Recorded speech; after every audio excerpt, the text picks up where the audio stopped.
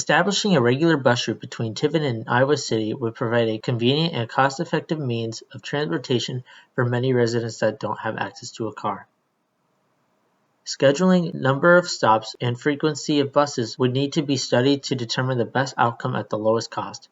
Iowa City and Coralville have established bus routes and stops already.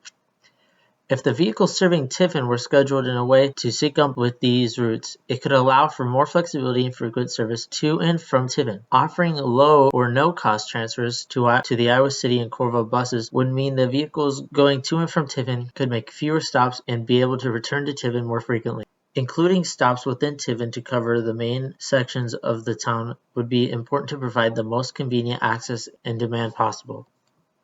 Tiffin is a relatively small town. People often argue against the need for public transportation in smaller communities, saying that there is not enough interest. According to a study by Yujin Zhang and Tiffin Zhu on how population growth impacts public transportation use in rural America, an increase in rural population density by 100 residents per square mile nearly doubles the proportion of commuters who use public transportation. According to the U.S. Census Bureau, Tiffin's population per square mile increased from 471.2 to 1,085.7 between 2010 and 2020. This means that public demand for public transportation in Tiffin would have doubled up to 5 times in those 10 years, leading to the conclusion that a new bus route should be established to serve the residents of the community.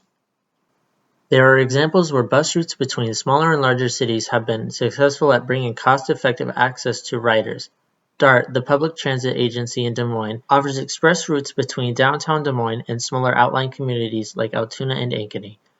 DART riders today pay up to $2 per individual ride, but there are savings in purchasing monthly passes for frequent riders, with seniors, citizens, and persons with disabilities riding at half price. Using the same cost structure for the routes between Tiffin and Iowa City would provide residents with good public transit alternative.